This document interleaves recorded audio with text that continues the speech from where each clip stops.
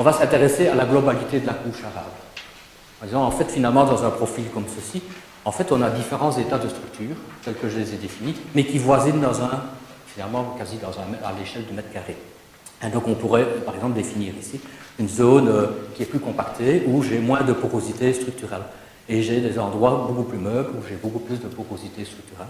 Donc, où la pénétration des racines sera différente, la pénétration de l'eau, l'aération, etc., sera très différente. Et donc, en fait, dans un profil, et c'est la réalité du champ, finalement, il y a différents états de structure qui voisinent. Et donc, c'est la raison pour laquelle, moi, je parle d'état structural, parce que, voilà, c'est l'état structural du profil dont on va parler essentiellement aujourd'hui. Donc, tout à l'heure, quand on ira sur le champ, on sera face à un profil comme ceci. Et je vous montrerai que dans un profil, on peut voir évidemment différents états de structure. Alors, c'est bien sûr une notion beaucoup plus globale et qui rend donc beaucoup mieux compte de la complexité de l'organisation spatiale de tous les constituants du sol, que ce soit les agrégats, les mottes, les blocs de terre plus massifs, les creux, les vies, tout ça intervient dans la chose, dans la définition. Alors, la fréquence, on va s'intéresser notamment à la fréquence et la position dans le profil, donc à la profondeur de ces différentes unités structurales. Il est évident que si j'ai un bloc compacté ici, il n'a pas le même effet que si mon bloc compacté se trouve plus bas, puisqu'il est plus proche de la surface, donc il sera plus vite atteint par les racines lorsqu'elles sont en cours de développement. Donc tout ça, c'est évidemment important, c'est de hiérarchiser, voir comment ça se positionne latéralement, mais aussi verticalement, comment sont organisés les éléments structurels. Donc voilà, donc on parlera de stratification du profil, stratification verticale, mais également horizontale. On s'intéressera aussi, puisqu'on a des différents strates, on s'intéressera aussi, on y reviendra, sur les zones d'interface entre les différents constituants structuraux. Donc parce que ça conditionne notamment la continuité au niveau de la porosité.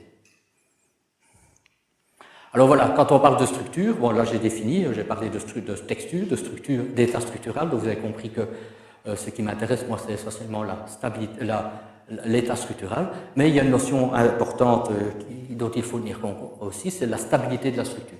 Alors, la stabilité de la structure, c'est une notion qui rend compte de la manière, donc de la faculté qu'a un sol à résister à la dégradation, à l'action de dégradation par l'eau, essentiellement par la pluie. Et également aussi un sol qui est résistant, qui a une bonne stabilité structurelle, sera aussi plus résistant aux aspects de compaction de sol. Donc c'est intéressant d'avoir un sol qui a une stabilité structurelle importante. Donc cette faculté du sol, elle dépend bien sûr de différents facteurs et elle dépend notamment de la texture et notamment de la teneur en argile, puisque l'argile, en tout cas les argiles minéralogiques, sont des colloïdes.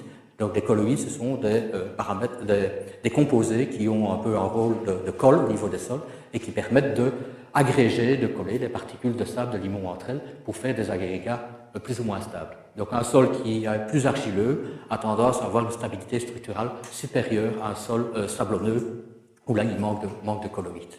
Mais ça, évidemment, c'est un paramètre sur lequel on ne va pas pouvoir jouer. Mais un autre paramètre sur lequel on va pouvoir jouer, c'est que la stabilité structurelle dépend aussi très fort de la teneur en matière organique, ce qu'on appelle plus couramment humus, qui est un terme générique que je n'aime pas tellement parce que dans le sol, on a de la matière organique, c'est du carbone organique que l'on dose à l'analyse, mais on a des matières organiques à différents stades d'évolution, de décomposition, et toutes n'ont pas le même rôle au niveau de la stabilisation de la structure. Mais bon, quand on parle de teneur argile et matière organique, il y a aussi le complexe, formant ensemble le complexe argilo-humique, lorsqu'on a de l'humus stable combiné à de l'argile, qui sont des colloïdes importants et qui améliorent, qui rendent les agrégats suffisamment résistants à la dégradation par l'eau. Et puis alors, bien sûr, d'autres paramètres qu'on oublie malheureusement un peu trop souvent, mais ça j'insiste, parce que maintenant, il y a eu quelques années, maintenant je ne sais pas au niveau, en interrogeant les laboratoires d'analyse de sol, à un moment donné, on s'est aperçu que les agriculteurs négligeaient un peu leur pH. Or, le pH est un facteur important de la stabilité structurelle. Les ponts calciques, etc., interviennent aussi sur la stabilité des agrégats. Ils interviennent aussi dans la liaison entre certaines matières organiques et le complexe argilo-humique. Donc le pH n'est pas à négliger, et fatalement, là vous comprenez que sur la teneur en matière organique, là par des politiques de gestion de la matière organique, on va pouvoir jouer sur ce paramètre. Le pH encore plus rapidement, parce que corriger un pH, ça peut être beaucoup plus rapide que de corriger un taux d'humus insuffisant.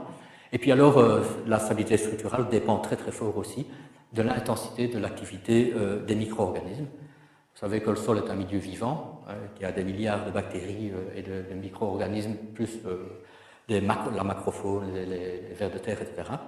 Tout ça augmente la stabilité structurale. En fait, les micro-organismes dégagent ce qu'on appelle, les champignons, les micro-organismes de type champignon développent des ifs, donc c'est des grands filaments qui permettent de stabiliser les agrégats également, un peu comme un réseau qui maintient en place les agrégats. Et les micro-organismes dégagent, notamment les micro-organismes, un des rôles, c'est de décomposer la matière organique, donc on revient sur la matière organique, de la minéraliser, et en cours de la matière organique servant de carburant, d'énergie aux micro-organismes, et les micro-organismes, en s'alimentant en matière organique, en la décomposant, libèrent ce qu'on appelle des polysaccharides, qui sont aussi des composés agrégeants des sols. Donc plus on a un sol dont l'activité des micro-organismes est importante, on va agir favorablement sur la stabilité structurelle du sol. Et on a toujours intérêt évidemment à avoir un sol qui est le plus stable possible, puisqu'une des conséquences de peu de stabilité du sol, qui est très connu, un phénomène très connu, c'est la battance, qui peut être alors entraîner des phénomènes de colmatage de la porosité et donc des reflux d'infiltration. Qui dit reflux d'infiltration, c'est ruissellement, érosion.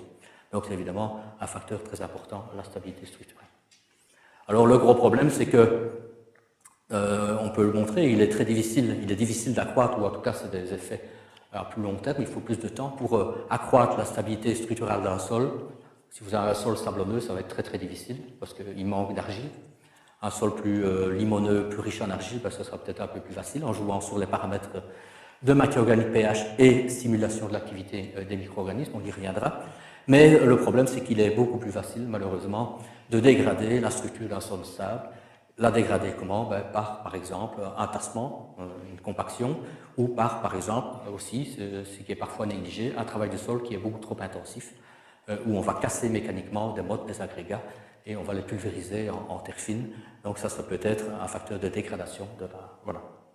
On peut aussi dégrader la structure d'un sol stable en négligeant l'entretien du pH, en négligeant l'activité des micro-organismes. Si on a un sol tassé, il y a moins d'activité biologique et donc tout va moins bien. Donc tout se tient. Mais ça, c'est vraiment ce qu'il faut retenir, c'est que la stabilité structurelle, c'est un paramètre important. Le problème, c'est que quand on a un sol stable, il faut vraiment le ménager pour ne pas le dégrader. Ce serait complètement idiot.